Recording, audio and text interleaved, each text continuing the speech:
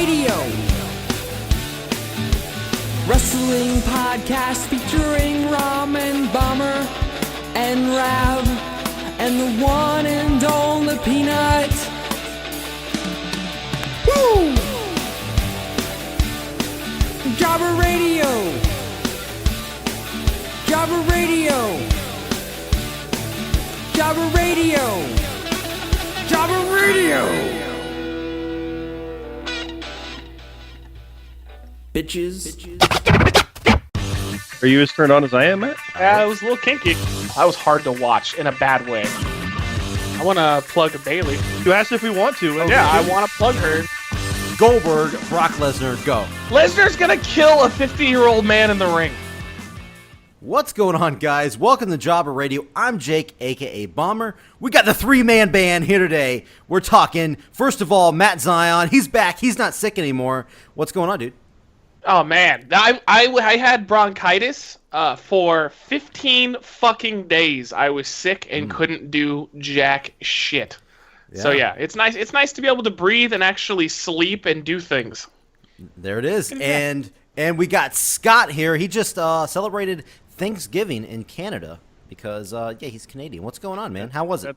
That's what we do here. It was good. Hanging out with friends. All my family's down in Southern Ontario, so I've got friends up in this area. So it's good to relax and have a long weekend and then not do anything when the Americans have their Thanksgiving because that's not the real one. It's not real. I was also glad to hear that Matt's over his wellness violation. Yeah, I'm glad that's been good. It's bullshit. They want to come over and stop me from dating Del Rio. Wait, what?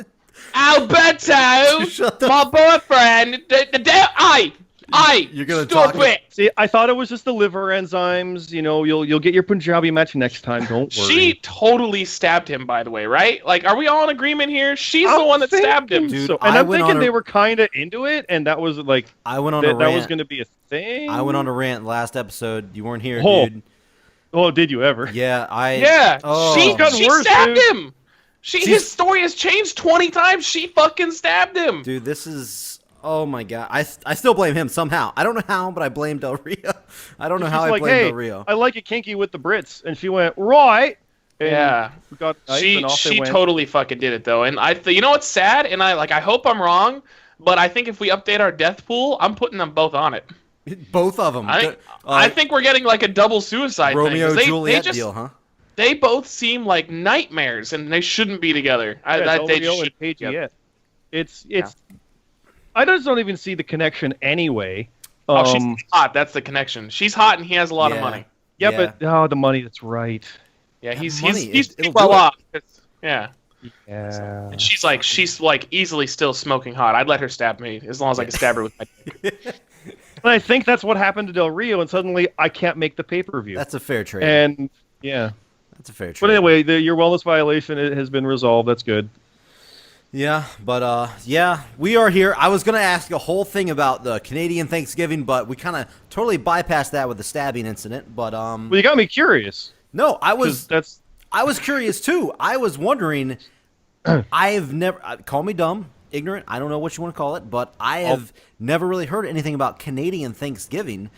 Did Christopher Columbus come over and bring the pilgrims over and kill the Indians up in Canada? Let me explain what happened, okay? I want to hear this. They saw Christopher Columbus, and they were super jealous because he was a great man, okay? Great man. He built many walls that kept many Mexicans out when he discovered America. Yeah. And they were super jealous of this, and they thought, wow, we wish we had someone who championed American politics like Christopher Columbus, our third president of the United States. And then they decided to create their own thing. Oh, God. Getting a call. All right, I'm sorry. I can't bullshit anymore. I got to stop this call. Continue. So is that true, Scott? Yeah. No. Well, no. Yeah, no, it did. No, it's based on historic. Most holidays are in history. Yeah, I'm just trying. I'm trying to remember it without having to look it up. It is the same idea as Columbus, but it's not his. It's like Canadian explorers and their Day of Thanks and that. I honestly don't think I ever learned in school what it actually is. So you didn't learn in school? At least we learned in school that our ancestors came over and destroyed the Indians. At least we learned that. Well, Wait a minute. No. Don't you put this on Christopher Columbus. He discovered America, and the Indians committed suicide because he was so beautiful. Oh, is that okay? Is that I didn't learn that actually. That must be a West Coast thing. It's to celebrate the harvest and other blessings of the past year. So it's at the end of we're returning to fall. That's so Canadian. Isn't it so Canadian? Yeah. It is. So fucking Canadian. Yeah, that's what it is. It's apparently been that way since 1879. 1879. That's the year Columbus got here, I think, is actually what that was. But anyway, you've learned your history here on Jobber Radio today. So now we're gonna get into wrestling, I guess. You guys want to talk about No Mercy first? I think we should talk about No Mercy first. Yeah, that was the big thing that just happened. I didn't review it on Reckless Eating. I have wrestling fatigue at the moment because there's so much of it that I was like, you know what? We'll just talk about it on Jobber Did you Radio. forget, like, just like I did, I logged on to Twitter and saw everybody like, oh, pay-per-view tonight, and I'm like, what? Yeah, I thought it was the week after. I remember, like, 2 hours before, but even then I was, like, out with my girlfriend, and I was just like, yeah, I'm not in a hurry to come home and see it. So I took my time. We got dinner, went to Walmart, and then I came home and fidgeted with the network. Because if you don't watch the network live, at least in my house, it's fidgety as fuck, and you've got to wait like an hour after the event in order to watch it. Fine. But then I finally caught it. So you chose Walmart over No Mercy. I'm just, man, they're. I guess we'll get into it, but man, they I don't like the direction the company's going at all. Dude, okay, we're definitely gonna have to get into it because, of course, I can already see us button heads already as we're getting into this, so I can see stuff going south pretty quick. But I did watch the entire pay-per-view. I think there was a couple matches that were pretty shitty. That's it. I think overall, let's do an overall first of all. I think overall it was good. Not as good as Backlash, but I enjoyed this pay-per-view, No Mercy, better than Brawl pay-per-views lately. Not gonna lie. It was better than Clash of Champions. Clash of Champions for sure. Yeah. It was fun. Weirdly really a step fun. down, but in that they expected more out of it because it felt like there was more build to it than there was for Backlash. Backlash was like the haphazard, here's what we got, and turned out pretty good. Mm-hmm. This one had more build, and I was like, oh, you seem to work better on no notice than a little bit. Yeah. No, Backlash I think was great. I think Backlash was a really good pay-per-view. But going in, no one thought that. True. It's true. But like it wasn't really the matches so much that made it just a good pay-per-view and not a great one. It was the fucking weird decisions on the arrangement of matches that I didn't like at all. That's where they fucked up. Okay. Yeah. Yeah. The definition. Okay. I'm just going to jump right here. When they say that John Cena has broken the record for the most main events in WWE pay-per-views, no, main event means final match. Yeah, final match. I don't care if it's a title match. Also, it's not the first time the main event has opened because they've done world title matches before. But, I mean, I've complained about this before where they had in WrestleMania 8 a double main event. Mm-hmm. Or, God, I went to WrestleMania 18. Events, yeah. That had 4 main events. Mm-hmm. There was Hogan and Rock and Undertaker and Flair and Jericho and Triple H and, Christ, I can't remember the other one. But it's like, oh, there's this main event. No, the last one's the main event. The last one's the main event. The last one's the main event. God damn it. Now, they started, the CM Punk was the one that brought it up, so you have to take a grain of salt because he's a fucking liar most of the time. But I agree, they probably started doing it because they wanted guys to feel like, oh, you're going to main event WrestleMania. It's like, no, the main event is what goes on last. But like, no. But we're billing it as a main event. No. I don't care what you do, what you say. Yeah. The very last match is the main event, no matter what. You main event when you go on last. It's the selling point. Like that's the definition of it. It's the main event. You look at any UFC, the last one is the main event. This is the main event, the reason we're here. Sure, you like the other stuff, but this was the selling point. That's why it's on the poster. Goddamn title match main event is the main event. Oh, you moved it? Cool. Not the main event anymore. Yeah. And the one that should have been wasn't. Yeah, I agree. I agree completely. And I think that's the only thing that plagued No Mercy was this whole, there were 2 main events on this card, and neither one of them were the literal main event. That's the thing. It seemed obvious that they could have given it. Like, if you want to talk about having new stars and new stories in the spotlight, That's it. You've got women's matches main eventing Raw for the first time since Trish and Lita, and you could have literally had the IC title main event a SmackDown pay-per-view with a big title match on there too. Instead, you went again with Orton. Have you not learned look from at it this way, too. SummerSlam? This is what made me hate the fact that Orton and Wyatt went on last as well. That's the match they fucked everybody out on Backlash without giving notice. They knew Orton wasn't going to be able to wrestle well in advance, and they fucked around with it. And then they pulled it again with Becky Lynch. But with Orton, and then the main event of this show is the one that we were supposed to get on the previous pay-per-view, and they just didn't bother giving it to us. God damn, that's lazy.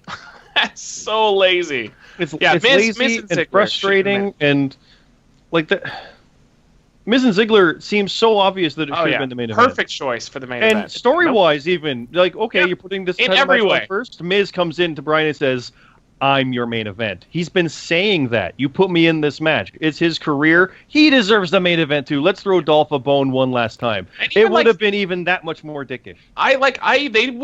They wouldn't even have had to have made a big deal out of the triple threat going first if they just said, because the IC title match is that much more important, that it's going on last. And I'd be like, okay, cool. But now that Orton and Wyatt goes on last, it's like no amount of explaining will make this make sense. No one ever thought of that as being the big main thing. Also, let's review that Orton got brutalized against Lesnar. Destroyed. So much so that he couldn't make the next pay-per-view. Yeah, they made him look like crap. And then got beat up by Bray as well, who lost to Kane.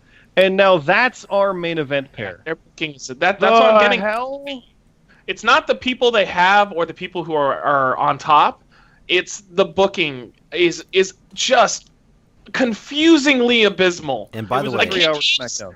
Kane's doing nothing. Why did Kane beat Bray? By the way, I'm glad you were not here last show, Matt Zion, because I expressed how I enjoyed. I didn't enjoy, but I was not mad that Kane won that match. I'm glad you weren't here because you would have cussed me out, I think. Did you actually listen to that one, Matt? Because I hope not. Because I was devil's advocating it pretty good on both sides. Yeah, everybody was cussing but me it's out. still the wrong choice. Because there's just no reason for it. If Kane was going to be on TV on a regular basis and have a pay-per-view feud going on, fine. And then I'm not as opposed to it. But he just fucking vanished again. He's not doing anything of value. It was the moment everyone kind of realized it's going to be Kane. There's no reason anybody should think it was going to be Kane, but everybody did and was right. They were right, and he did come in. He won, and he's been on SmackDown after that. He was actually on SmackDown last night. We recorded this on Wednesday. He didn't event the pay-per-view. Yeah. Their booking over a career versus title intercontinental match. I agree. Yeah. So let's get to the matches. Let's get to the matches. Let's start off. I don't know if you want to start off with the pre-show. Do you want to start with the pre-show or just skip it? I did not see the pre-show. So I did watch the pre-show. I'm gonna say just real quick. We've seen this. It seems like we've seen this match 100 times. We keep joking about it. Okay, let's throw all the tag teams in one match just to get them on the card. The match actually was pretty. It was a really good match, building up the right before the show. The Hype Bros and American Alpha went over. It was a really good, entertaining match. I'm not gonna lie. It was the best of the throw all the tag teams in a match and see what happens. See, I want to know why on a 3-hour SmackDown show, when they only have 2 hours normally, in a 3-hour SmackDown special show, we have the one tag title match, and we throw the rest over here. Why isn't there at least another match for another contendership? Get American Alpha out there. They're clearly the ones they want. They should have been the first tag champs, and they're not even on the pay-per-view. That's weird. They're winning, but they're not winning on their own. I don't know. I think I know what it is. I mean, their roster is so fucking thin that they're having to sign the Spirit Squad and Kurt Hawkins. Dude, I know you make fun of that, but that has been really good though. That's fine. But again, here's the problem. They're not going to do anything. No. They're not going to draw a dime. They're not going to do anything. And you know what's going to happen? They're going to get the Bo Dallas treatment where they're going to get 3 weeks to a month of being relevant, and then they're just going to be fucking back to jobbing, doing nothing. So, but I have so a what? question No, for wait. you. So what they're doing though, the reason why I'm saying that they're doing this weird booking is the rosters are so thin that they have to prolong everything. So I think the way they look at it is they want American Alpha to get the titles, but they're probably trying their absolute best to save it for as long as humanly possible. Same thing with Enzo and Cass. They're keeping them away from the title picture as long as humanly possible before they finally give it to them. I can see that. That's fine, And but they're doing a bad job at it. Oh, Yeah, sorry, they are really doing bad it by job. keeping them away, but it's bad. I mean, It's a really bad job. Yeah. like Enzo and Cass going against the club kind of makes sense because the club was the contenders. Let's knock them off. The club But stuff, that's one match, and now we can move on, and they got to challenge it. all right. Opening match. What was it? Opening I can't match. remember. All right. What do you mean you can't remember? It's the fucking world title match. AJ Styles, Cena, and Ambrose. Yeah, it was really good. Really good ending. It was dude. That was an amazing triple threat. Because usually triple threat matches seem awkward. Somebody rolls out of the ring. It's always like a singles match, and then somebody else rolls out. Dude, that was a fantastic triple threat match to kick off the show. I mean, I agree. It's The AJ. ending So soured it a little bit for me, though. I don't like that. Why? If they could use weapons the entire time, why didn't they all just use fucking weapons? Because they always can, but it's a matter of skill and ability, and they can always just bullshit something. All they like had to do was have AJ start to tease it, maybe halfway through. Like he grabs a chair and Cena stops him. You know, he grabs another one, and like Ambrose stops him. That way, it's in our minds that this is a possibility. But it came out of left field where like he just runs in, hits him with the chair, and beats him, and you go, "Oh, that's right. I forgot that they're like no DQ matches." I like that AJ is a heel, but he's not the cowardly type that runs away. Yes. He'll try to beat you because he's that fucking good, but when it goes south, he'll cheat a little bit. He's like, the I'm ultimate- that good, but I'll also pull the tights. He's the ultimate like cocky. I'm a badass. I'm the best wrestler in the world, which technically probably is. Oh, he is. Oh, yeah, absolutely. Dude. Yeah, He- I'm loving it, man. He reminds me in a way of Vader back in the 90s. Not like the style, but the fact that Vader didn't have to cheat. He was just a big bad guy who would beat the shit out of you because he's that good and would win. He didn't have to cheat, but he still would. And- AJ's doing the same thing. It's awesome. And as much as I was mad at Ambrose losing the title, I've always agreed Ambrose is a much better, like, guys are better as champion, guys are better chasing the title. Ambrose is way better at chasing the title, and right now, dude, he's like, I believe it or not, I watched SmackDown, and it's like John Cena just showed up. All right, okay, I wrestled my pay-per-view match, and then I'm gone again. And now it's like all AJ and Ambrose again, and it's, dude, Ambrose is so good, AJ is so good. I can't wait for those guys to get back. Number one contender, James Ellsworth. Dude, don't even start. Oh my god. Dude, the fucker almost died on live TV. Yeah, he's getting the title shot. Yeah, don't talk your head. He's getting the title shot next week. I guarantee you, he's gonna get that match. He's gonna get squashed, and then they're gonna let him Oh, yeah. go because they can't have a guy that's that bad on the roster. If he almost died on live TV, that's the end of you. That's the end of you. Mm-hmm. But okay. So after that match, which was pretty damn decent, we're gonna follow. First of all, what was with? I was on Twitter. I was online right before the pay-per-view. I don't know if you guys were, but they announced I'm talking hours before the pay-per-view that they were starting off with the AJ match, with the world title match. What the fuck? Does anybody know why? They did it's a it presidential because of the debate. Yeah. Debate. Yeah. No, okay. It went on an hour before the pay-per-view started, an hour before the debate, and they were worried that people wouldn't see the main event. So they were hoping they could keep people interested because of the main event going first, which is total bat-ass logic. Because you would see the main event and stop watching. But that's what their logic was. If they thought of that going in, what they should have done was have AJ have two defenses, defend against Ambrose, and the winner faces Cena later, or something like that, or have the two face and then face AJ later, just to give you a seed, and then it continues later. Have the triple threat start and have the guys like after about 15 minutes battle to the back, and it becomes a no contest, and then they come back out like Brian comes out and says, "That's not the way this is going to end tonight. We're going to have all three guys back in there, but this time it's going to be like a cage match, or amp it up a little bit to get people to come back out." I expected honestly another title match at the end with AJ. Yeah, I kind of did too. I thought maybe they'd throw him in with Kane, because Kane, he's beating everybody. Kane's good. He's a legend, Hall of Fame material right there. But no, that actually, I didn't think about that. That's actually good. Yeah, no, but that's why the writers are making more than me. So well, here's my whole thing on that. First of all, this is on the WWE network now. You're not competing on ratings anymore. This is on the fucking network. But it is. No, but you're competing for viewership. Yeah, they still make they still make a decent chunk of change on pay-per-view though. There are outside of the U.S. there's a lot, but there's also some pay-per-view providers that still do sell. Who sells pay-per-view? Who? Like you're talking about different countries? Why would other countries be watching the fucking? No, but I mean like in the U.S. too. Like you can still get the WWE pay-per-views on certain pay-per-view networks. What? So Can you? They still Meltzer's talked about it. They still make a decent chunk of change off of that. I didn't know It's that. absolutely worth doing. Yeah. I didn't know that. Yeah, it's not a ton, obviously. Like their majority of their income now for pay-per-view comes from the network, but they still do have other interests that do that. Okay. And the problem with the network is it is part of a TV thing now, where you just change the channel because you're not paying for the show, you're paying for the channel. I'll switch over here to this. I'll come back. If you're already watching it, why change the channel? I'm already watching No Mercy. So see, okay, I was wondering about that. Okay, well that makes sense then. Okay. Cool. All right. Well, let's speed through this thing. All right. We had Nikki Bella versus Carmella. Yeah, that cough right there explained everything. We're done. that was a legit cough. That wasn't intended. It was fine. It wasn't amazing, but it was fine. Nikki Bella came out of nowhere and suddenly is actually quite good.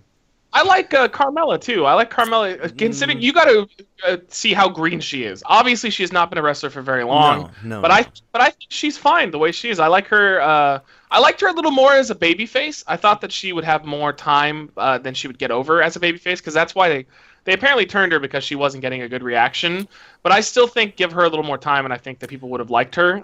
But as a heel, she's fine too. I thought the match was perfectly acceptable for a women's match. I thought it was great. Yeah, but she reminds me of a Bella when the Bella started. It's like, not that great, but there's potential. Hey, look, Bella's turned good. So here's my question: why is she still doing the whole Enzo and Cass gimmick? Why is that still a thing? Why don't she just form her own character here? How was it ever really Enzo and Cass gimmick though? I always felt like she never fit with them because she wasn't really part of their team. She was just herself. She is from Jersey, though. So that's like a whole thing for her. Yeah. Oh, no, she was part of the stable. Did you know that she's dating Big Cass in real life? No, really? He must tear her apart. Yeah, like literally. He's like banging her from behind, and Enzo's in the corner watching. And he goes, "How you doing, Enzo?" Yeah. And you can't teach that. Bada boom. All right. Anyway, we're gonna go to the SmackDown Tag Team titles. I'm sorry, I'm gonna brag a minute. I'm gonna talk about. You weren't here on the last show, Matt Zion, so I will say how right I was about Heath Slater since you weren't here. God, yeah, motherfuckers getting over. I called it back in the day. I said they were gonna go through with this. You guys were hating on it, and look what's happening. They're proving me wrong in that he's still tag champ. He's still there. I did not expect it to be this long. Yep. His stock is going way the fuck down way quick, though. What? Their reaction was nowhere near as good as when they won the belts. It's just, I can already see that this team is losing steam quite quickly.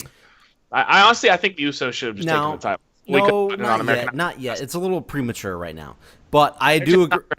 But if you remember listening back, I did say that this was his big climax, like this was his big gimmick. No, but now you're missing one point of my argument though. Is you're settling for this one push where after this push, I guarantee he's going to go back to nothing. Yeah. And I was saying that if they took a chance on him and actually gave him a proper singles push, he could have been at least an upper card guy with that kind of popularity. But he's over right now, sure. But I guarantee the moment they lose the tag titles, he goes back to nothing. Yeah, because what's next? Like this is his pinnacle. Now what? He would have had a longer run as a popular babyface, rather than what you wanted, what you're getting here, where he's literally gonna lose the titles and do fucking dick. I know, and I may be the bad guy here, but I don't think you said he would make a run as a popular singles wrestler. I don't see that. I am sorry. Okay, well, that's where we disagree, because I still think he could have been over like that. And his whole.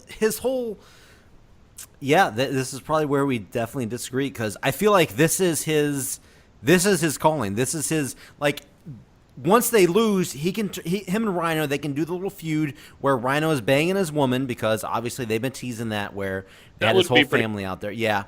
and he can go to where he gets fired again, and then he's back in the hunt again, going for another job. But again, that's the same kind of deal. Oh God, no. But I mean, I never would have had him be like trailer park trash to begin with, though. I think that's one of the biggest mistakes they made. It's funny, it's entertaining. It is, but he was getting over without that, and then all of a sudden they just started mentioning that he had a fat wife and stuff. So he was getting over legitimately, and yet they just want to go that way to say, hey, also he's trailer park trash. Let's do that. Like Sheamus. I like to fight guys, and I'm Irish. You're Irish and a good guy. You tell limericks. Now, you don't have to do that stuff, and it always bugs me. He tried to add a little bit of sizzle to him, but I don't think he needed the sizzle. He didn't. At that point. He stood up to Brock Lesnar, knowing it was a death sentence, and that was great. Yeah, that was cool. That's all he needed. He didn't talk about his what happened. I got kids to feed. I don't give a shit about your kids. The kids are over. You don't have to turn them into a thing. No, he should have got in front of Lesnar and been like, "I have a fat wife and I live in a trailer home." Vince would love that shit. Yeah, whatever. I mean, I see what you're saying, but I still think we'll never know though because they didn't take the. If this is his peak, what do you do after? Why do you go for a settling of a peak when you can try to go for a longer term? He's going to go right back to lower card. I do agree, but as I said, I think he should feud with Rhino and then go right back into he gets fired and is clawing back for another job. But then we've seen it all before. Why do that again? I mean, I'm sure he's on SmackDown. I do agree, but I'm sure there's a way to spin it to where they can change it. Nope. Okay, you're right. Okay, my bad. No, all right. thanks. So anyway, let's go from that match on to the match that was originally This was originally supposed to be on the pre-show, Baron Corbin versus Jack Swagger. It got moved from the pre-show to the mid-card. 4 matches. Clearly should have been the main event. So fucking bad. Like I keep wanting to give Corbin some sort of hope, but man, he is not doing well. He continues to just have stinker after stinker after stinker. And first problem is Jack Swagger. Not that he's bad, but he's not the one to bring the best out of Corbin. Explain to us though, Scott, because I'm sure you know why. Explain to us how they mishandled Swagger's jump to begin with. He lost in a nothing match to Jinder Mahal, who came back. TV sense that I've seen. He came back after being away from the last draft split stuff. He came back turning on Slater to get a job on Raw, and it was a nothing match. Also, Jinder Mahal is a man of peace. Yeah. And he beat Swagger in a nothing match. Swagger's like, whatever, I'm out. And showed up the next night on SmackDown saying, I've signed a contract here, which, why? Why would they sign him when they wouldn't sign Slater? Yeah. And there's no point in it. And he came out there with the most horrible promo about how great his wife is, which it seemed like a cool guy jock trying to be a cool guy jock, but he failed at trying to be it and also isn't. Also, the fact that it was horrible. They build him as one of the most legit toughest guys in WWE. Then why did he lose to Jinder Mahal? Here's how you do it. Here's how you book it. I don't particularly hate Swagger, but I also know that he has no future anymore. His last chance was probably in the tag team with Cesaro, and after that, that's it. He's done. So all they had to do, so they have him come out on Raw, have him convincingly destroy Jinder Mahal, because Jinder Mahal's not going to do shit. He's terrible. He's always been terrible. He's one of those guys that I don't... Why the fuck did they re-sign him? He's pointless. So they have him just destroy Jinder, just like a Lesnar-style slaughter. And then he goes backstage, he gets confronted by Mick, and Mick's like, hey, are you glad to be back on Raw? And he goes, you knew my contract was up, and you know how good I am, and you put me in there with Jinder Mahal, I'm out of here. And then he goes to SmackDown looking like a beast, because he looked good in a match. He didn't fucking lose to a nobody jobber. And now Swagger's so good. He's such a legitimate strong guy. Why the fuck did he lose to Jinder Mahal? All credibility was gone the moment he lost to Jinder Mahal. You got it? You can speak. And then he's the guy for Baron Corbin. I mean, I don't care about that. That's they like seeing train wrecks. And by that I mean, just let's have the two big guys fight. Yeah, Baron Corbin's a new guy and Swagger's Swagger, so it makes sense that he would lose. But like, why take away all his momentum if he's going to SmackDown and try to convince us that he's a badass? It doesn't make sense. I will say this: literally the only out of Jack Swagger's entire career in the WWE, the only time I ever cared about Jack Swagger was when he was with Zeb Coulter. The only time I've ever cared about Jack Swagger. I mean, no, you know what? That No, was I just entertaining. there was one other time I liked him as ECW champion when he first debuted. I liked a lot because he was feuding with Christian, and I thought him and Christian had amazing chemistry. But other than that, yeah, you're right. Zeb Coulter and Christian Cage ECW matches. Christian Cage TNA. No, unfortunately I don't hate Jack Swagger. He's never been a thing for me. Never like doesn't do anything for me either. Nothing. No, and it sucks, but. No, but again, he's like all you right. see what we're saying though, Jake. Like, what the fuck were they thinking having him lose to Jinder Mahal? I don't. What? I mean, I don't know. I can tell you. It's that whole like WCW WWF thing where like it's like remember when they had Matt Hardy job out to Zach Gowen. And then they had Matt jump ship to the other, was it Raw? Yeah. And they were Raw, whatever it was. And like Matt, I remember him doing an interview, and he's like, they were telling me, oh, you got to do like the job before you jump ship. And he's like, I'm in the same fucking company. Why am I losing before I jump ship? I'm not jumping ship. I'm just switching shows. It's the same fucking company. Ugh. Bad booking, just bad all around. I don't get their booking team. It has to be so watered down because of Vince and because they're told by so many different people in so many different directions on what to do that nobody except for Vince has final say, and we all know how good Vince is at booking. I mean, that's true. Amazing. But remember, this was supposed to be like a pre-show match. It was supposed to be just, hey, here's two guys. I don't care just when the jumping match in. is. This match doesn't bother me. You've got Baron Corbin coming in, trying to be a big deal, and cannot really finish off Ziggler. And you've got Jack Swagger coming in off a big loss. It damages both. Just from that angle to put them against each other, let alone. I don't care about this match though. I don't care about the outcome. I didn't care what happened. My biggest problem is the fact that why wasn't Swagger built up before he was put against Corbin? You're so mad that he lost to Jinder Because Mahal. that matters. Made no sense. Because the end goal, if they had a good booking, the end goal was to get Corbin over. Fine. Well, if you're gonna get Corbin over, you put over the guy onto someone less, like Jinder, have Swagger kill him. And then when he comes in, he at least looks like he has a credible threat, but instead, he lost to Jinder Mahal. He's not a credible fucking threat. Guess what didn't happen on Raw?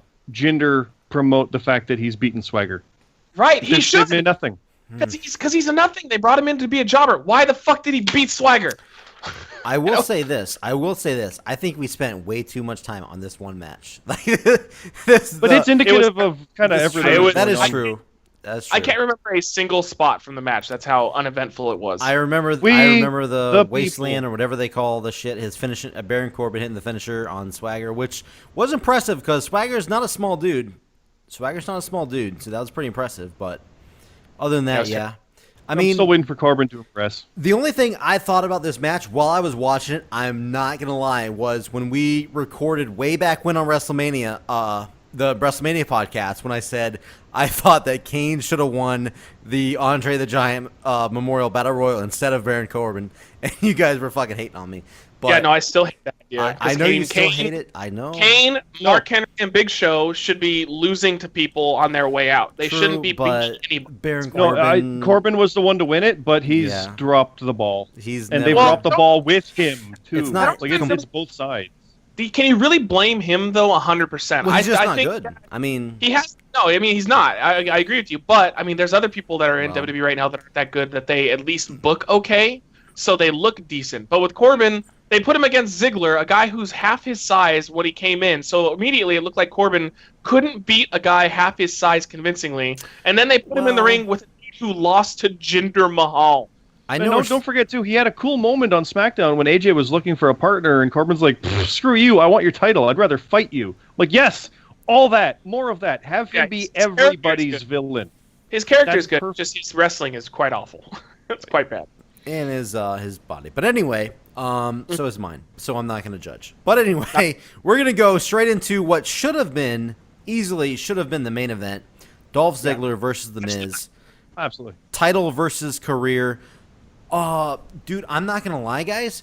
This is one of the shortest build-ups into, like, the best build-up on the shortest amount of time I think I've ever seen in, like, WWE history. I'm not going to lie.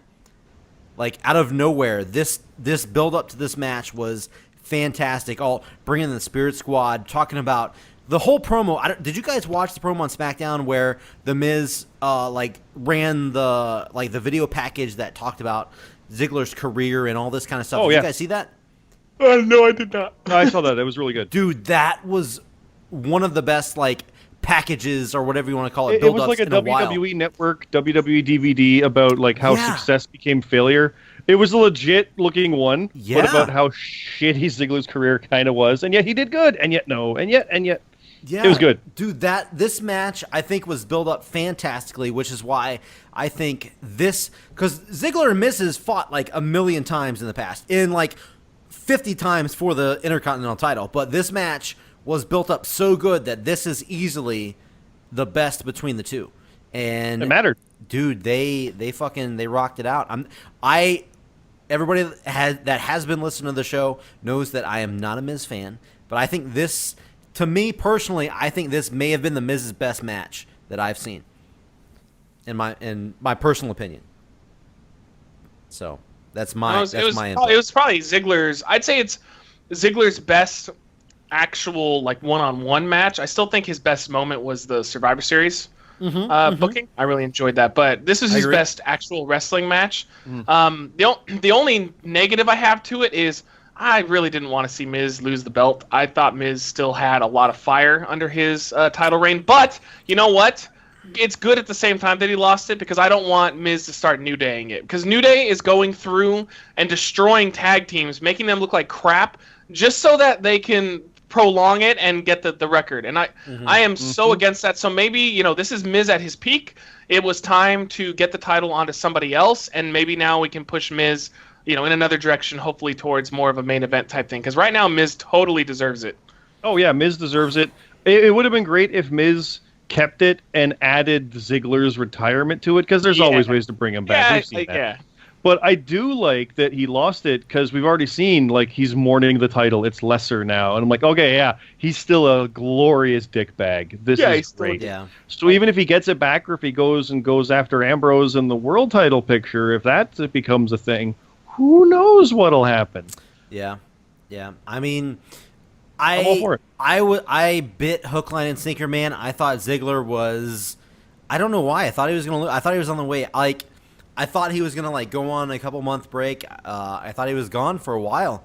But oh, yeah, I thought he was losing. Yeah. But I didn't know any rumors or anything. I thought he's not winning this. I would have put money on it. That's part of the story. I would have put money on Meltzer. Meltzer said that he still has a contract for like 2 more years with them, but they were sending out like rumors that he wasn't sure if they were true or not, that Ziggler was going to become a what do you call it, like an agent? Like he was going to transition from outside of the ring into like more of a backstage role, which when I heard that I was like, that's not going to fucking happen. Like when do you ever hear of like an upper card or a main event guy ever becoming an agent? They don't. They take the guys that never really made it in the business and then they make them into it. Or if it's like a Arn Anderson, like somebody who's like a legend. Well, Devon, like from the old days. Yeah, but Devon's not a fucking legend. Wait, Devon without Bubba is now going Without Bubba, though, he's nothing. He's always been fucking nothing. That's what I mean. So that's why Devon's an agent now. Yeah, Wait, so that makes sense. That's what I mean. Yeah. Okay. I thought you were trying to tell me that, like, but Devon's the exception to the rule. I was like, he's fucking terrible. No. I didn't know Devon was an agent.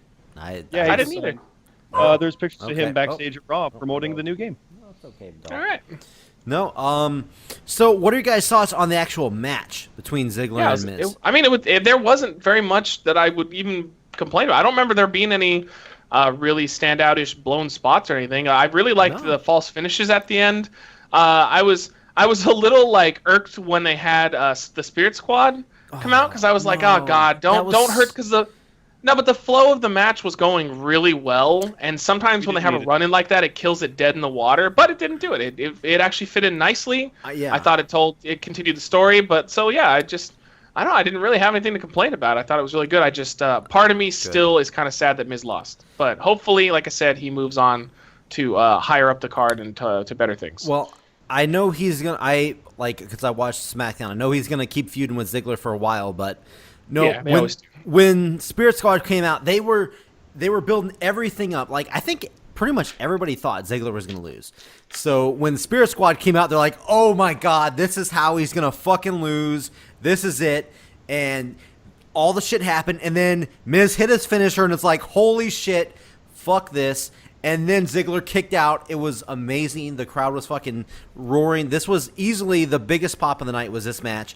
And the fact that they didn't main event this match was one of their biggest mistakes of the night. I don't even get why. I don't understand the logic. I don't understand. It was never so good. Could have main evented under any other circumstances. Yeah. Yep. This was Yet the it was night. ready-made for him. This was the night to do it. This was the time to pull the trigger. Make the IC title look important rather than an upper card feud that nobody has cared about in months because they fucked us out of the original match. Yeah.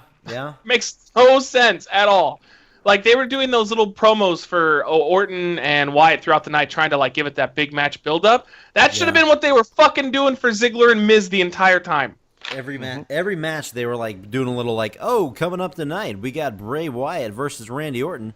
It's like, okay, well, why? It was a worrying thing too when you realize why is it they keep saying later tonight is this one? Why is it not next? Yeah. When is it going to be next? Oh, there's no more matches. Yeah. Oh, why did you do that?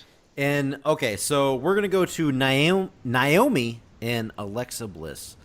Also known as not Becky Lynch defending her title. Becky Lynch, obviously, I saw like an hour, like 2, 3, 4, whatever it was, in advance that she wasn't going to make her title defense.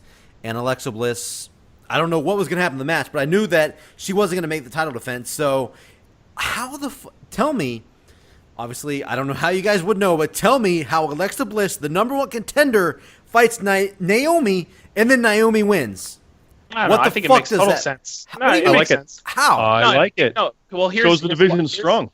Here's why. Oh my God. It makes sense. No, because okay, so they knew that Becky. Apparently, they knew like 2 weeks in advance that Becky wasn't going to have this match. Once again, fucking shame on you. God damn, that's so annoying that they're promoting matches for a pay-per-view and then they know they're not going to do it and they keep promoting it anyway. That is shameful fucking carny booking. But they knew that this match was not happening. So the idea is that Becky's going to be out for about a month. That's what it looks like. That's when her return date. That's the match that she's going to have. So the idea is that what would Miss Harley Quinn do in the meantime? Nothing. So they have her lose to Naomi. They're going to have them work together for the month. You're going to see her get her win back and beat her pretty convincingly, I think. And then she goes into fighting Becky Lynch. So they have to have her do something. She can't just like go in for 3 weeks and just fucking do nothing. At least now she has a little mini feud. They can both fight over who deserves that match against why the fuck am I? Oh, Becky Lynch. And I mean, I think it's fine booking, and I like the fact that anybody can beat anybody as long as it's not Kane or Jinder Mahal. And I was going to say that I liked her winning when Alexa debuted on SmackDown and beat. I forget who it was. It wasn't Natalia because she's a bad guy too, but she won on SmackDown. It was kind of shocking. It was Becky, actually, I think. She beat her. I was like, oh, Alexa can win here too. Okay, this is her debut, and it's not just Becky Lynch and some randoms. It's a division of 7, but okay. So when Naomi won, it's like, okay, she was better on this night. We all know Alexa's going to get her shot, but Naomi got the one up. Now maybe Alexa deserves it. It's not really any different than when Sasha was going after Charlotte and Bayley pinned Charlotte. It's like, oh, there's another possible contender in here. It's just way less established. And that's what they're trying to do. And now when Alexa goes in there and say Alexa wins, Naomi can be like, hey, remember when I beat you on the night you were supposed to have your title match? And you can build on history, which I normally don't say they do well, but it is something they can work with. I like it for that reason, even if they don't use it for it.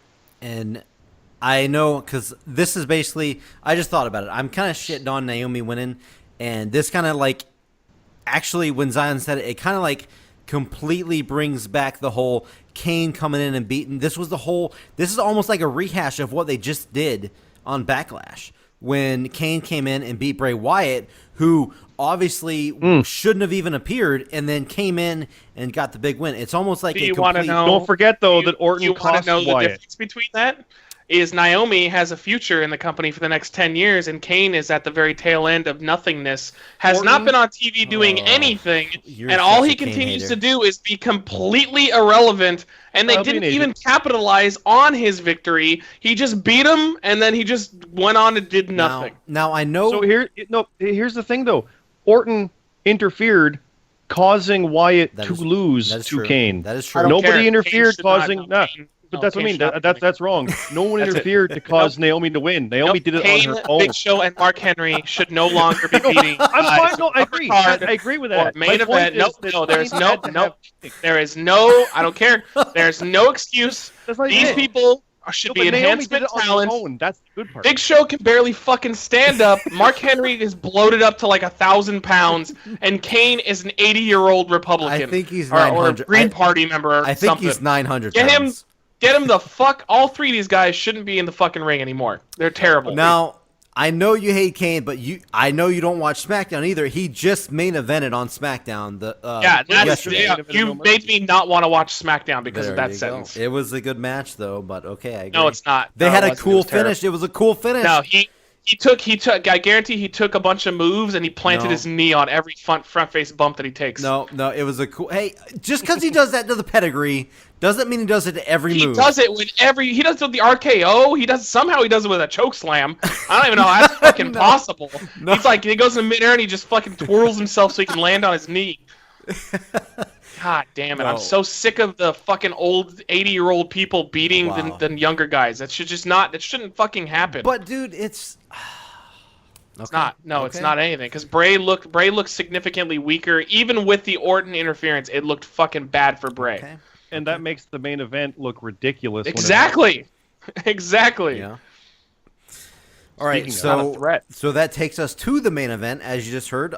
Bray Wyatt versus Randy Orton, which did main event, no mercy. Bray Wyatt was victorious over Randy Orton when Luke Harper returned. And that was awesome. But that was about it. That was I like Luke. I love Luke. That was great. Did not expect that. That was a good return, but dude, by the way, his trench coat, I thought it was like a random trench coat, but I saw like writing on the back, so I think that's a normal thing. Yeah, he had one at Mania. I think the one you were at, Matt. He had a Mania one like that. Isn't that weird how they can't get all the Wyatts healthy anymore? No, except for Braun Strowman, who escaped the Raw. Fuck. Yeah, Braun's so awesome. Oh, God. He's so awesome. I still fucking love him. I actually just read today that Luke was supposed to be on Raw, but when Eric got hurt, they pulled him over. Yeah, good. That's a good choice because SmackDown needs people crazy. Luke Harper's. I like Luke Harper. He's good. His brief matches with Lesnar were cool. All right, so main event, real quick. What were your guys' thoughts on the main event? Even though, it may not should have been the main event. AJ is awesome. Wait, okay, the real main event, Bray Wyatt versus Randy Orton. They have no chemistry at all. The right man won. Yeah, the right guy won under the wrong circumstances. What do you mean? Bray was the victim of cheating and lost last time, and then had to cheat to win this time. I mean, I think they're doing AJ. The rumor is that after AJ goes through Ambrose and Cena again, that he's gonna face Orton. So in that case, I guess it makes sense. They want to keep Orton, semi-strong, but I don't know. I guess I think it's too late for Bray at this point. Also, Bray it's too late to keep Randy strong. He's Brock such killed damaged goods. Yeah, it's true. But Bray is such damaged goods at this point. I guess it just doesn't matter. I just don't care about Bray Wyatt anymore. I don't care about him in the slightest. I don't know. Bray's last chance was back when he was kind of being a good guy, teaming with Roman. Yeah. And then his leg got fucked. I'm like, oh, damn it. That was it. Everyone kind of felt it and was feeling good about it. It was like, yeah, we want this. And you're going to like him when he does it too. Cool. And he came back as a bad guy. It's like, no, just let him be kind of a good guy for a bit. Doing it to bad guys, it'll work. Now, I know. Real quick, let me ask this. Bray Wyatt, like the Wyatt family, the hardcore fans are like, obviously us, the internet fans, whatever, are big on Bray Wyatt, but my roommate, he used to watch wrestling back in the Attitude Era. He watched, I think I mentioned this before, but he watched a interview, like a promo, whatever, from the Wyatt family, and he said, dude, this is the worst shit I've ever seen in my life. He's like, what is this bullshit? He saw Bray Wyatt doing it. Like, it was legit. I was like, dude, this is great. And he was like, this shit sucks. What is, like, you need to show him broken up Matt Hardy. Wow, you pulled that out of nowhere. But no, I mean, and he was not sold on Bray Wyatt. Is it just, do you guys think that is the general consensus? Wow, hold on. Consensus? Hold on. Redo. You'll get it. That's close. Yeah, that was close enough. Let's just go with that. Yeah. Do you guys think that's what's going on right now? Do you think that's like the general fans? Even general hardcore fans are tired of it because he's all talk. I'm the new Apex Predator. No, you're not.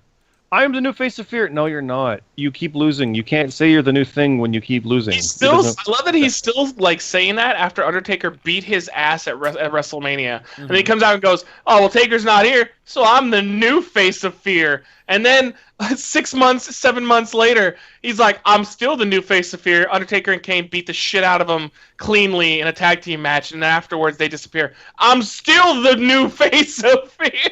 Yeah, I'll admit, I do kind of like how he doesn't give up on it, but it means nothing. And when that's his strongest point, yeah, they never protected him. And I'm fine with him losing that match to Undertaker at Mania, but he never should have been in the tag match and lost to Undertaker and Kane. He really never should have been in the match with Undertaker. There was no reason for that. Well, they should have thrown his minions into that tag match and had them lose. But like he never wins anything. And if he does win, he's one of those guys who never wins clean. He always has to have some like magic voodoo trick, exploding TV. Don't even bring in the Dean Ambrose exploding finish TV. Ever. One of my favorite Bray Wyatt moments was probably in the Royal Rumble when he and Boogeyman were one-on-one. It was just like, this is the moment. This is Bray Wyatt. You remember when Bray Wyatt eliminated Daniel Bryan, Matt Zion? Do you remember that? What happened? Say it again. I'm sorry. That was a good moment when Daniel Bryan got eliminated in the Royal Rumble by Bray Wyatt. Do you remember that? Yeah, well, I mean, it was excellent because it led to Bryan getting the biggest, hottest push in recent memory since Stone Cold Steve Austin. So let's be fair. Wyatt and Bryan, their one-on-one at the Rumble the year prior, I believe, was pretty incredible. It was a good match. Yeah, it's the wrong outcome. I can't wait till Daniel Bryan's match at amazing. This upcoming WrestleMania. I can't wait. With the Miz, it's gonna be good. Actually, you know what? I would put money on him facing the Miz at some point. I don't think so. I know it seems weird, but why would they be building up this whole thing between the Miz and Daniel Bryan? It's because Daniel Bryan's still able to put someone in a face lock. No, but you don't follow the inside reports, as you said. What happened with that whole situation was Meltzer's talking about it, and they said they had the talking smack thing, all right? So they had it planned what Miz was going to say, and he said it, and they never expected it to blow up like that. So it just fucking erupted. Smart fans liked it, general fans liked it, and it made Miz look really good. But the problem was, of course, it made it look like we're going to get a Daniel Bryan Miz thing. And you're like, under no circumstances are they going to let him wrestle again. Because that's it. It's like Edge. Expert in the field said point blank that he is a liability and they'll never let him wrestle again. That's it. So because this blew up, though, they didn't know what to do. So they tried to ignore it. So if you go and watch that SmackDown after, they kind of ignored it, but the fans were still reacting to it. Yeah, so now it was great. They've turned it into the fact that Bryan is just being a dick to The Miz and sending people like Ziggler after him. And that was the payoff. Basically, Ziggler beating Miz was the payoff to the Bryan Miz thing. He came out to defend him. I promise you, he's not going to wrestle until he leaves. When he leaves WWE, you'll see him wrestle in Japan, I'm sure of it. Yeah. He'll wrestle in 20 years like Ricky Steamboat did. No, I don't think so. See, here's the thing. No way. Because what happened to Ricky Steamboat after he wrestled? What happened? Very, very, very bad things. Yes. So I know. Once a medical expert in concussions tells WWE that this guy at any point could potentially die in the ring. It's like Edge. It's over. That's it. It's Edge. It's Edge all over again. Except Edge was ready. Bryan was not. Yeah. Well, Bryan was way younger though, isn't he? I assume he's way younger. Bryan is done. That's it. Yeah, he might have been might not have been younger, but he wasn't ready to do other stuff. Well, he was. Tell me why, even during the Ziggler and Miz match that happened at No Mercy, why was the Miz hitting the kicks and the crowd chant like it was doing? Because he's a professional, he's working it, and he's known how to get a crowd into it. They think that in some way includes Bryan, so that they can close the chapter on it because they can't have them wrestle, so they've got to do something to try and close it out. It's the same thing as when Bryan was fighting Shawn Michaels a little bit during that whole time frame. Yeah, we weren't going to get that match. People thought it was happening. There were rumors were crazy about Bryan versus Michaels, but no, he hit him with the knee. That's it. That's it. That was it. That's what we get. That's all we'll get. We will get a crossface onto the Miz, if we even get that. That's all it'll be. No, I don't think you're going to. But there's no risk to Bryan, is all I'm saying. He's not going to knee strike him. That's That's a move. We're not going to get anything. And it sucks because I want it, but I know we're not. Bomber. That's it. So are you sure, even if I say, like, hey, I've called a bunch of stuff in the past, even if I say this is going to happen at some point down the road, you're not going to buy it? Because they're deadly serious about any medical professional telling them that it's a no. No, not happening. If say like he went back to that guy and that guy's like, oh, somehow the bruises on your brain have healed even though that's not physically possible, and he becomes Jesus, sure, I'm sure he's back in the ring. But they've said point blank that these bruises that are permanently on his brain will never heal properly, and he will never get in the ring again. Yeah, it's incredible what Sex with a Bella will do. So I also predict, I don't even think Bryan's going to be around that much longer. I think Bryan's going to finish out, that's what he's doing right now, is he's finishing out the contract he had left. And as soon as he's done, I think he's just going to end up going and being a dad. Because, I mean, that's he's always said that the one thing he's wanted more than wrestling is to have a family. And she's pregnant now. So I think the countdown is on. I don't know. That's all sounds horrible. Fucking Bellas. I don't even want to. Yeah, fucking a Bella sounds horrible. Iron Man, that sounds terrible. I'd rather fucking fuck a 2x4, but I mean that's just me though. But anyway, yeah, let's shout out to Jim Duggan, by the way. That's a shout out to Jim Duggan. Emma's looking so fucking hot. Emma? What? I want where did evil this come Emma from? Back. Looking at her, it's going to be Emmalina. Oh, I was like, where did Emma come from? All she does is just post pictures in bikinis. I love the gimmick. Yeah, I mean, that's Ryder's got that, right? Ryder is tapping that shit. Yeah, Ryder. Yeah. Not too bad. Not too shabby there. Good job. He's getting zacked in her butt. Right inside that asshole. But anyway, guys, we got a couple more things I wanted to point out. Speaking of that, somewhat related, I don't know why I wrote this down. I wrote Trish pregnant ? Because I think I saw it on WWE.com. Trish is pregnant with her second child. That's pretty cool. Oh, good for her.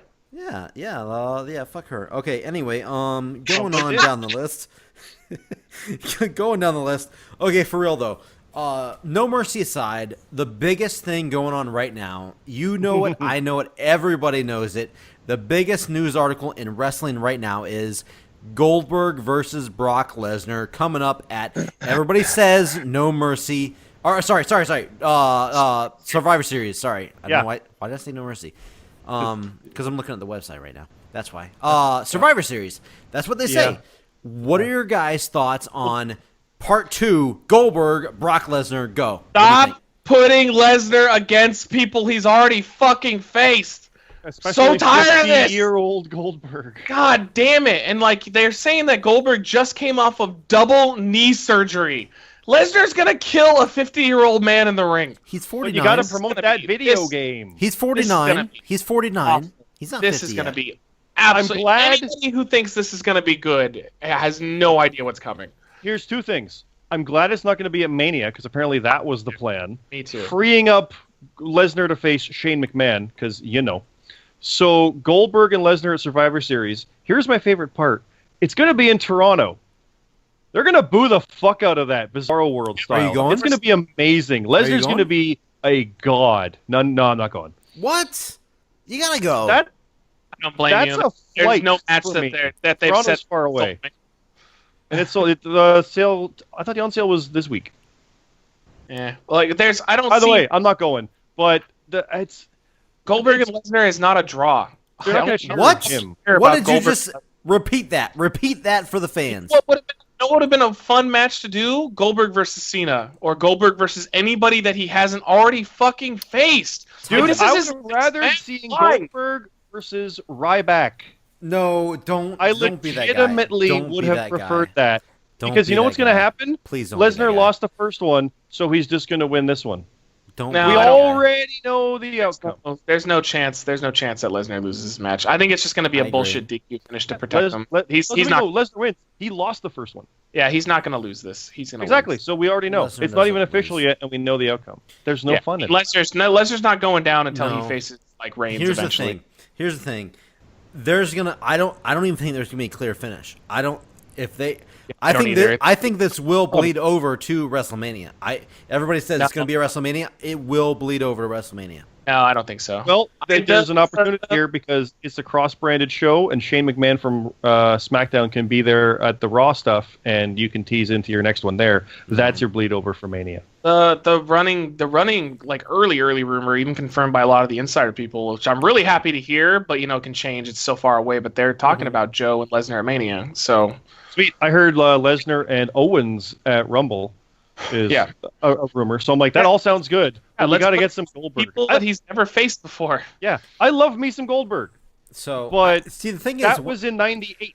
when I wrote this down on my piece of paper here, because I wrote this down, and then I also put in parentheses, everyone will hate this, because I knew you guys would shit all over this. I care about Goldberg and Lesnar's awful, so And it's not going to be a good match. And I'm also- not against it, and yet I am against it. I also put in parentheses, Ryback says it should have been him versus Goldberg, because apparently I mean, I don't really care about that. Ryback has a podcast where he claimed Should have been 3 years. No. 3 years ago, that should have been a thing. But And now, there's no way Goldberg would have come back to face Ryback. no. It had to be a big thing like they Lesnar. almost got him. They were going to do it at Mania, and it fell through because Goldberg wanted more money, and at the time they weren't. because Ryback's a piece of shit. Oh, that was the No, part two of that. it was only a money issue. It was the fact that Goldberg thought he was worth more, and they tried to convince him that he would be like top billed and he would get a good pop and stuff. He said this in an interview. He said point blank. They tried to convince him, and he said no until they paid him And more. you can I'm see they glad. would have. They would have promoted him as the main event. And- Why would you come back to a Dude, lesser match all right. and with less money? No, okay. All right, this is me, obviously, butting heads with you guys.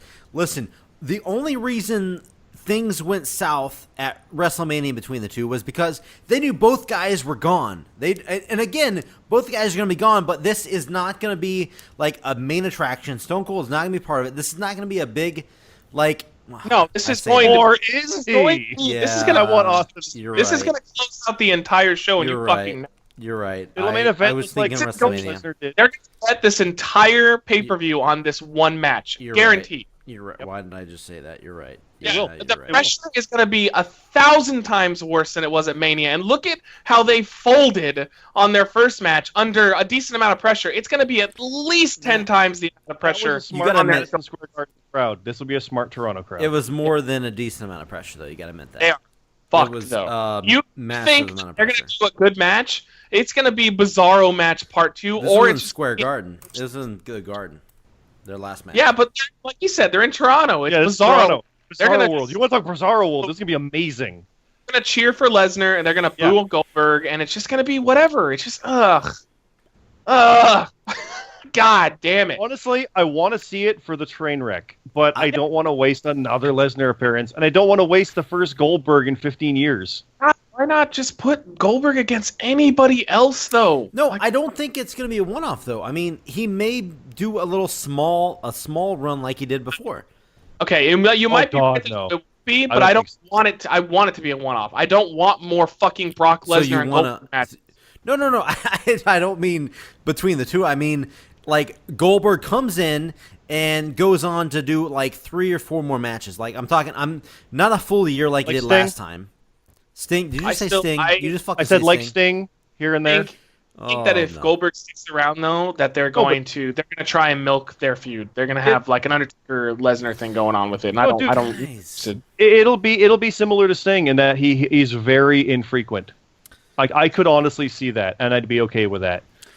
See- Is it time for Undertaker versus Goldberg at Mania? No, that's But long. you know, someone's thinking that somewhere. That's long. that's No, the problem. I think they have to protect Taker's health at this point. I think the main event of WrestleMania is going to be Taker and Cena as Taker's final match.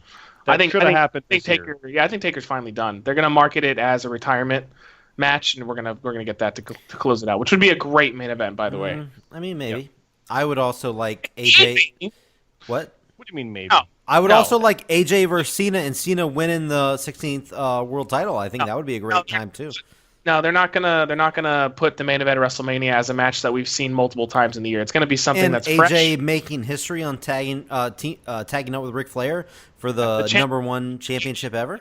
WrestleMania are completely null and void, so just get used to disappointment. Oh, okay, well, okay, I'll do that.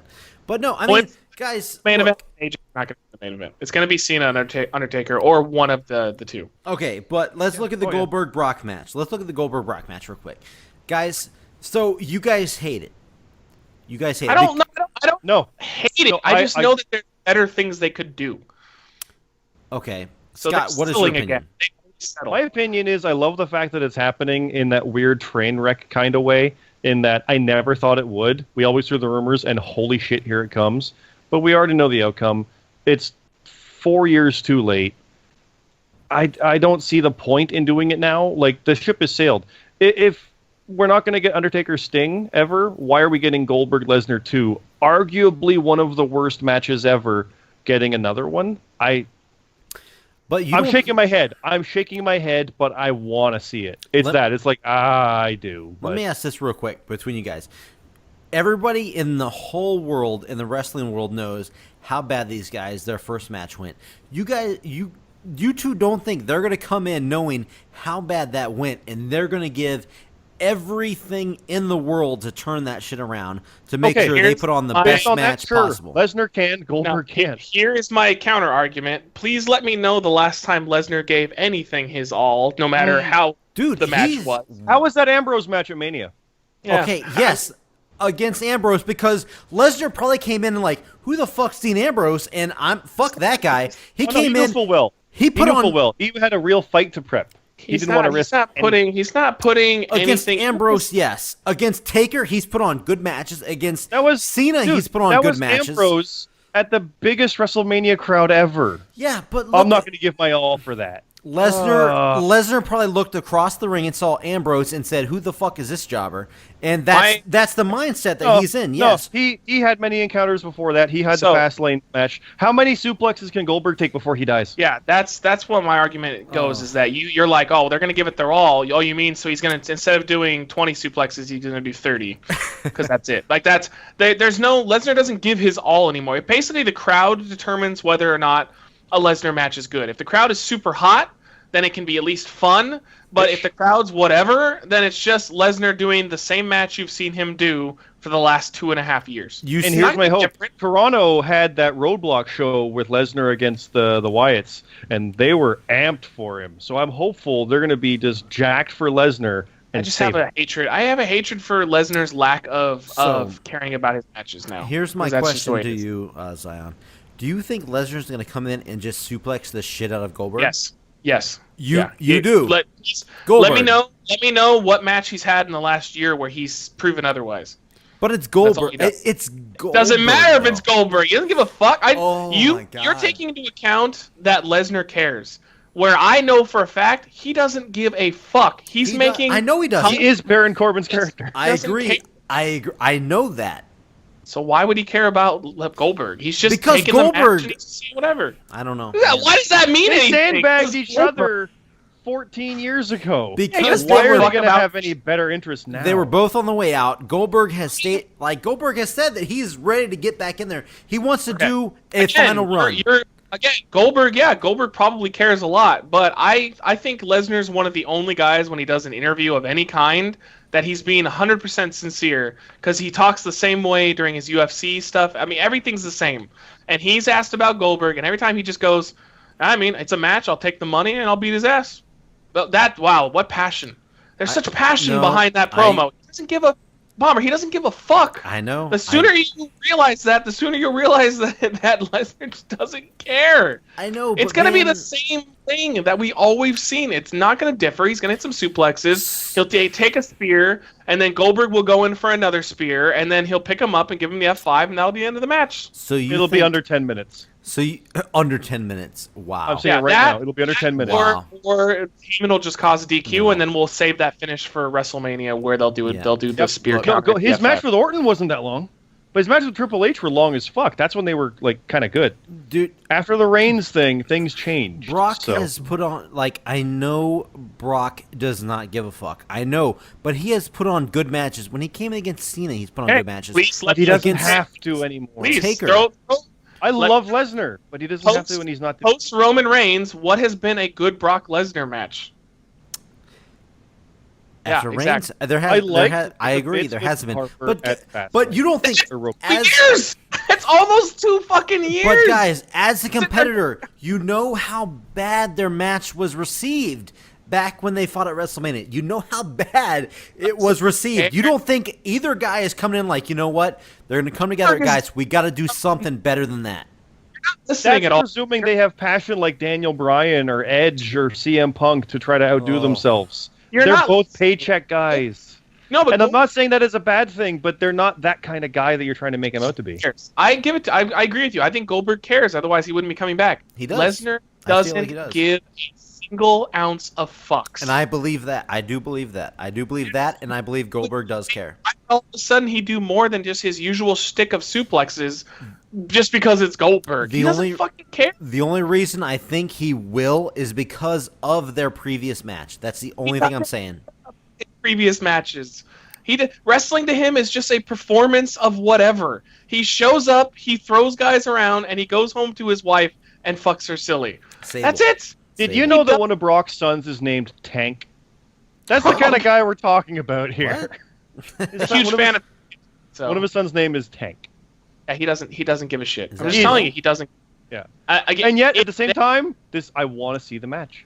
If the crowd is really great, then at least we have a potentially good train wreck. But I'm telling you, no matter how hot that crowd is, it's going to be 20 suplexes, and it's going to be over.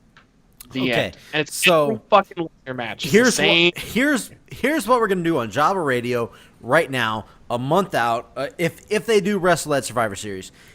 What are your guys' predictions right now? Name the winner of Brock versus Goldberg right now. Go. I'm interested. Also, name the fact that do you think he's just going to do suplexes and it will be over? Lesnar wins under 10 minutes. Yeah, so I would go with Lesnar from a booking standpoint because it makes no sense to have Goldberg beat him. Twice. Having all that build up and keeping him safe over guys that should have beat him like Ambrose, just to bring in a part-time guy again to beat a part-time guy who you built up over the streak. No. Lesnar's whole thing is to be champ because he's the best. He's the real cage fighter, the real everything. And yet Heyman's promo said, yeah, he's still upset about Goldberg and that loss, and he's all the talking, whatever. So let's throw the challenge. Why not? Yeah, of course, the match is going to happen. Lesnar's going to win. 10 minutes. Suplex City. I wish we were recording this next week because apparently, as the time of that we are recording this, Goldberg is apparently going to be on Raw next week. Oh, yeah. He's being promoted for Raw. Absolutely, 100%. He's happening. I know. I wish we were recording this afterwards. But anyway, I am going to pick Goldberg. I think Goldberg is going to win, and that is going to lead to a match later on down the road. I know you say waste. You say waste. There's no reason for him to win twice. Got completely fucked by Lesnar by losing to him, and you're like, oh, but Goldberg should come in and beat him. No, it's gonna lead to a match somehow. I don't think it's gonna. I don't know how it's gonna be clean. I don't know, clean, dirty, whatever. It's gonna lead to a match at WrestleMania. I don't care. It's gonna lead to a match. Mania is gonna be Brock and Rock, Brock and Shane, or all these other ones are being rumored about. No Goldberg at Mania. They're getting this out of the way for the game. I can see Shane, but we don't want that. Maybe Royal Rumble. I don't know. Or Brock and Joe, or any of these other ones. Goldberg's one and done. He wants to show his family a match. I can see him coming back in for stuff, but again, he has no business coming in and beating Lesnar at this point. That needs to go to somebody like Roman Reigns or Dean Ambrose or Seth Rollins, somebody who's who's new that's going to carry the company when Lesnar eventually walks away. Having Goldberg beat him is a fucking joke. No, I believe there is a time and there needs to be featured matches like I wouldn't say sideshow matches, but matches that are just bigger than like. It is bigger, but he doesn't. I get it. I don't. What? It's Hogan Rock in that way you're saying, where it's the transcending kind of match. At the same time, I would have rather have seen, in this case, Lesnar and somebody and Goldberg and somebody. Yeah. I don't know, Big guys. As bad as Goldberg, a Hall of Fame type figure in the wrestling world. Brock Lesnar, Hall of Fame type figure in the wrestling world. They had a huge fucking dud in their first match. They deserve to redeem it. I mean, I'm just saying, yes, they deserve another chance. I'm just saying that. Name any other situation where two people do something really badly and you're like, that's why I want to see them do it again. That's not why. I'm saying... And they're not even passionate about it. I know. Goldberg maybe is, but it takes two. We will and Ambrose... Let's look at Lesnar's history. They fucked up that match because they were both leaving back at Madison Square Garden at the 20th WrestleMania. Big fucking deal, and they stunk up the joint, and everyone cheered for Austin. At WrestleMania this year against Dean Ambrose, big fresh new match where it could have been incredible and crazy, and everybody was excited for this insanity in front of over 100,000 people. He suplexed Ambrose 5 times in 15 minutes, and because he had something else to do. This is not the priority. Those are the two biggest events in WWE's history. This is Survivor Series in Toronto. It's none of those, and it's against Goldberg again.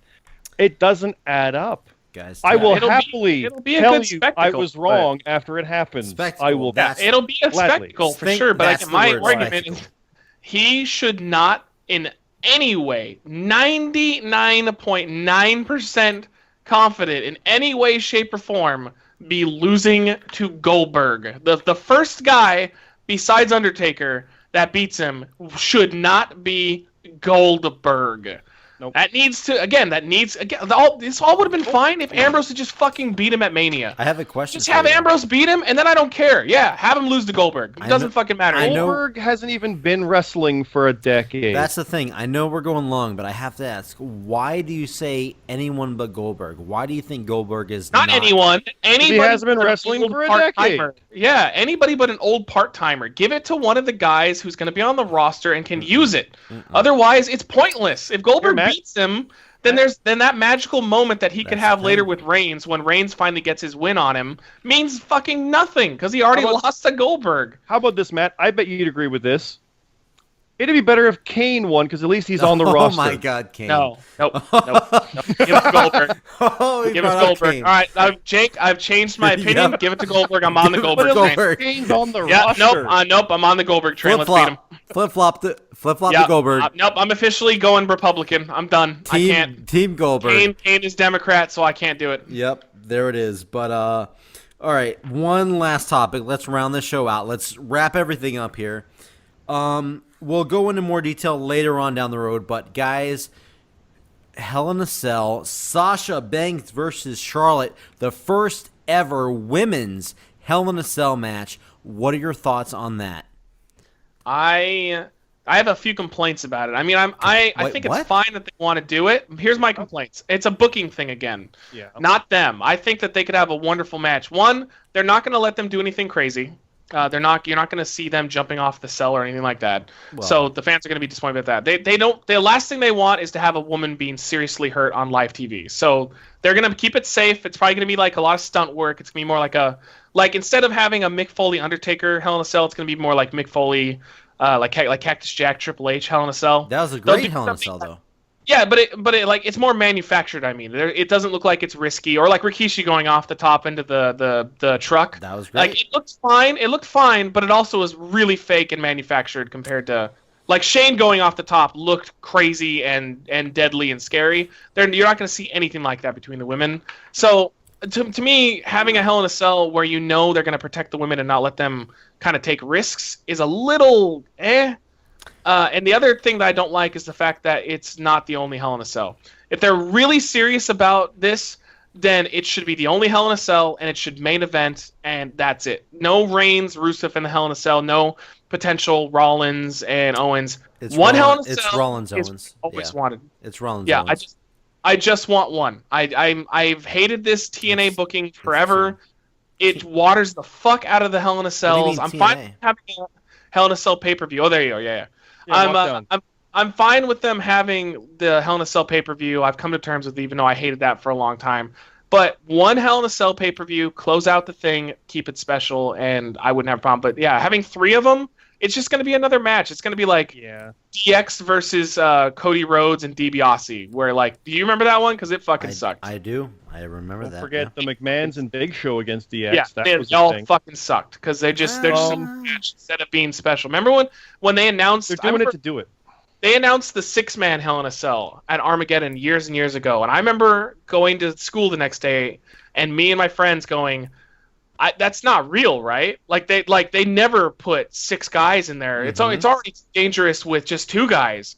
That's not real. Like we didn't buy it until it happened. We thought they were gonna do a bait and switch. Now it's like they're gonna have 3 fucking Hell in a Cell matches on one show. It's a joke. I hate that. It's 2. It's 2, but yeah. No, it's 3. It's 3. What do you mean it's 3? No, Universal titles, U.S. title, and the women's title. Wait. Rusev and Reigns is a... That was the first confirmed one. Yeah. Fuck. Yeah, see? Yeah. And that's the one that makes the most sense in the sense of they need to be contained. They would be, if you looked at it from like a make... Because Hell in a Cell is always where you have to end something, right? And Reigns and have been the longest run. But yeah, they're having 3 Hell in a Cell matches. My problem with the Hell in a Cell pay-per-view is the same as Elimination Chamber pay-per-view. It's not the time to end the feud. It just happens to be it's October. Put them in a cage. It needs I hate that. Which is why I think Joseph and Reigns makes sense the most. But I just don't want to see them wrestle anymore because Reigns already beat him. Though that spear over the submission in the intergender tag match was pretty awesome. I didn't see it. From Raw. He jumped over Sasha and Charlotte in the bank statement and speared Rusev. It was probably, but I mean, like, do you really think he's going to lose to Rusev? Because I don't. No, it's the whole NXT booking up a champion title rematch that doesn't win. Yeah, what's the Here's my problem with the women's match in the Hell in a Cell already. It's great that they're having it, but how many times are they going to tell us that it's history being made instead of just letting it be history that gets made? Okay, here's my thing. First of all, yes, I agree. They pushed that way too much. Mick Foley, he was on his whole fucking flannel fucking outfit and did the whole... That suit's pretty great. Yeah, he did the whole shebang, which was great for Mick Foley. But first of all, you saw, dude, Sasha Banks and Charlotte, they go all out all the time. Guys, Zion, you said they're going to play it safe. They're not going to do this. They're not going to do that. I call bullshit. I think those two are going to do as much as they possibly can to fucking stand out. Yeah, like almost maybe. They're not jumping off the top. Maybe not off the top, but hell, dude. If it was a cage, yes, guys, but not this cell. I'm going to go out and say I wouldn't even put that against them. I think they're going to do everything they can to make this the biggest women's match in history. I know that sounds crazy, but I think they're going to do everything they possibly can to make this match stand out, guys. For real. I agree, and it's a bad idea because it's going to be too much. I still think it's their limitations for women is still too strong to allow like blood. They're not going to allow blood. But those two, they're not going to allow. They're not going to allow the brutality level that it would need to, in my opinion, to be a Hell in a Cell. So it might be a really good women's cage match, but it's not going to be a Hell in a Cell match. Yeah, they haven't earned a cell. They want it. The Rusev and Reigns need to be contained, and you can argue that Jericho is interfering, so Owens and Rollins need a cage or a cell. Charlotte and Sasha want one. That's the wrong reason for a cell. That's true. It's Hell in a Cell. That's Shane McMahon almost died from The Undertaker. But the girls want one because they want to be included. You don't know what you want, and that could play in if they go brutal. But it's Taker and Shane had the level of brutality where, to me, it didn't look manufactured because it looked just like a hell like it was, of each other. Yeah, it was a legitimate Hell in a Cell, and no matter how good Sasha and Charlotte are, they're never going to be able to reach that level of convincing me that it's a real Hell in a Cell. It's always just going to look like they're kind of playing Hell in a Cell instead of actually living in it. I hate the fact that, like I said, they've told us how big a deal it is. Oh, they've main evented Raw. It's a huge, big deal. Yeah, cool. Let's move on. No, it's important. No. Let the match be important. That's like where they won't let go this is a WrestleMania moment. How about you just let it be one? Yeah. Stop telling me. Stop telling me it's one. Just let it. That's God, what I hate. You can't manufacture those things, and that's what they're going to do. And you go back and you watch like highlights from WrestleMania for the past like 10 years where they've been doing that nonsense. And instead of having cool moments where you're like, oh, it's so good, every time something happens, you hear them yell, "What a WrestleMania moment!" It's like, stop it. Just let it be. I think the last natural, proper WrestleMania moment was Edge and Foley with the fire. They didn't say WrestleMania moment. That was the last one. I think it's because, from what I had heard, they didn't tell the announcers that was going down. They knew that there was a spear coming, but they didn't know the fire was going to go down. Yep. So I think like that was a natural of like, oh my fucking lord, like what just happened?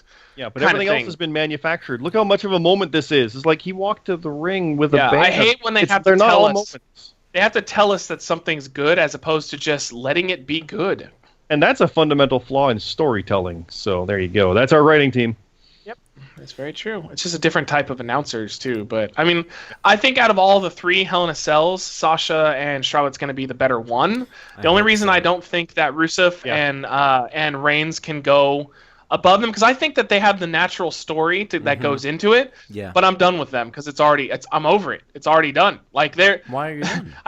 Their matches have been okay, but they haven't been spectacular, and it's just like the outcome of the winner no matter what. And I could see them swerving us with Sasha and Charlotte. I don't think it's likely, but I think it could happen. There's no way that Reigns loses this match. Dude, don't forget that we had the asshole arrogant guy butting in and insulting the man and his wife after their wedding. And he's been a good guy? Shit. Like, he's been the bad guy, and they're booing him. If you didn't know better, you'd think Roman Reigns is the bad guy. Rusev's always been like the sympathetic heel. Yeah. His whole career. If you came in not knowing, show your roommate this. If you came in not knowing, Roman Reigns is totally the bad guy, interrupting and being a prick. And the crowd boos. And if you don't know better, you're like, that guy's an asshole. Yeah. Yeah. Mm-hmm. And that's what it is. And yet he's the hero. I mean, that's a whole different topic to go down, but it's ridiculous. I hope that they prove me wrong, and I hope that they let the women take risks because, if you look at Bayley and Sasha, the reason why that match is probably the best women's match in the last 10 years is because they took significant amounts of risks. Mm-hmm. They had to, and that's what put it over the top. As in, I always say that Shawn Michaels and Undertaker's first WrestleMania match is a classic, not only because it's a great match, but because Undertaker almost fucking died doing that dive. We thought he was dead, and that took it up an extra notch. And because of that incident, it pushed it into legendary status. So if they let them take risks and they don't fuck it up and they don't die or get hurt, then it could be great. But I just don't see them letting the women on WWE TV, live TV, taking risks that could get them killed. The problem there is, do they do it on their own accord? Yeah. Yeah, maybe. Do it anyway. Yeah, you never know. Be good. Yeah, right? I'm telling you this.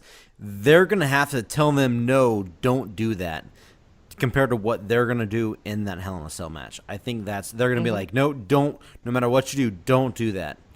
Because they're going to want to go out there and prove, hey, this is real, that we are the women, we are going to fucking prove a point. And I've been waiting for that for so long because I've been trying to get into the women's wrestling in WWE, and if you've been listening to the show, I have not been sold on a lot of the women's wrestling, and they have been trying so hard. Oh, I don't think they're trying too much by telling us it's a revolution and an evolution. Like, no, I think you're going to be sorely disappointed though if you think that a Hell in a Cell match is going to be what wins you over. If watching Bayley and Sasha have that amazing fucking match, that was good. I'm not saying that wasn't bad. Didn't you like the that wasn't just good. That was amazing. That was amazing on other levels than it being a women's match. Just that saying was an amazing match. Saying that a Hell in a Cell match is what could finally win you over with the women's roster means that you just don't like women's wrestling. Answer me this though. Didn't you like it when Charlotte was all "fuck you" to Rusev on Raw? It's like, give me that mic back. How dare you? Like, she's not giving a shit. It's a guy or a girl, doesn't matter. My favorite thing about that's the kind of stuff that we want to see. My favorite thing about Charlotte was when she told her dad to go fuck himself. Basically, when she was like, "I don't need you. Go fuck yourself." A painful fucking segment. That was awful. That was hard to watch in a bad way. That was fucking. Her acting was just abysmal. And she's not great at that. Oh god. Okay. No, my point is that you're like, oh, well, this is what I've been waiting for to finally get. No, I'm not saying this is what I'm waiting for. I said this is what they're like. This is going to be our moment. This is our first time ever Hell in a Cell. I'm not saying this is what I've been waiting for. I'm saying this is our first Hell in a Cell match. We're going to go out there and we're going to fucking pull out all the stops. We're going to do everything we possibly can to make this the best Hell in a Cell match, not only for women, but for the best Hell in a Cell match possible. I think they're going to do everything WWE will allow them to do. If they're smart, they will not do that. They will do everything they want to do. Well, you know who's not listening to WWE right now, and it's not working out for her? Alberto Del Rio's girlfriend. So I was going to say, let's bring it back around. Back to the fucking start. I would bang 10 out of 10. Paige is fucking hot. Paige has been. If you listen to the last episode, Paige is one of my favorites. I agree. Oh, me too. Bailey's still my favorite though. Bailey's my number one. Becky all the way. Paige has been my favorite. Becky's my number 2, but Bailey is. You know what? Hey, Scott, we'll tag team them. You take Becky. I'll take Bailey. I'll take Paige. I'll take Paige. No, you're not allowed. Have fun with Alberto and the knife. Minus the knife in the jugular. I'll pass on that. But Paige doesn't. That's how it's going down. That hate Daniel Bryan. So sorry, bro. Yeah, but I heard that. Guys, I think that's it. We've went super long, but we haven't had a show in a while. But we are a 3-man band. We are a 3-man band. We are a 3-man band. Rob, I said Rob, didn't I? Rab, I totally said Rob. Rab, Peanut, Lee, they couldn't make it, so we did a 3-man band today, and we plan on doing a trivia episode soon. As soon as you get that done, Scott. As soon as you get that done. I'm working on it. Yeah. Defending champion will host. Yes, and I'm also, like I said, I'm also working on one, so we're going to have a couple in the bag coming up. And like I said, I haven't had as much fun doing the trivia show that's probably my favorite episode that we did was the trivia show. I was hosting it, but guys, I think that's it. I think we're in the bag. I think we're good. Anybody got anything to say? Anybody want to plug anything? Anything you want to say before we go? I want to plug Bailey. No, and Becky. We're not plugging Bailey and Becky or Paige. We're not doing any of that. I want to though. Yeah, I know. You said you asked if we want to. Okay. Yeah, I want to plug her. Damn it, guys. There is also my website and the guiltypleasurecinema.com, Cyclops Scott on YouTube, and some videos over on Matt's channel. He can plug that if he'd like to. Oh wait, you're watching it there already. I want, as I orgasm, the wacky inflatable tube men to deflate. Yep. Yeah, go. Is Bailey doing that motion straddling you? Right as I orgasm. Yes, Bailey, you are smoking fucking hot. I'm gonna just ask this one question before we leave. Straight fire. Sorry. Said that 10 times. Well, everyone listening, if you're still listening this long, dear God, help you first of all. But hashtag Go Kane on Reckless Eating's Twitter page. Hashtag Go Kane. Go Kane. Hashtag Go Kane. Please, God, please do it. Please do it. Go Kane. No, I agree with you. You know what'd be awesome is if Dean Ambrose went on a jobbing spree to Kane. He's lost 4 pay-per-view matches in a row. Why are you going to be an asshole, dude? Why are you gonna be an asshole? That's why. Why? Wow. Okay. Yeah. Well. Oh, I thought Kane was relevant. I'm just saying. Hashtag Go Kane on Reckless Eating. No, it's at Reckless Eating. Fuck off. All right, guys. Well, there you go. Here's the latest episode of Jobber Radio. Don't know what episode it is. I forgot. So let's go. Yep. Here we go, and we're out. Bye.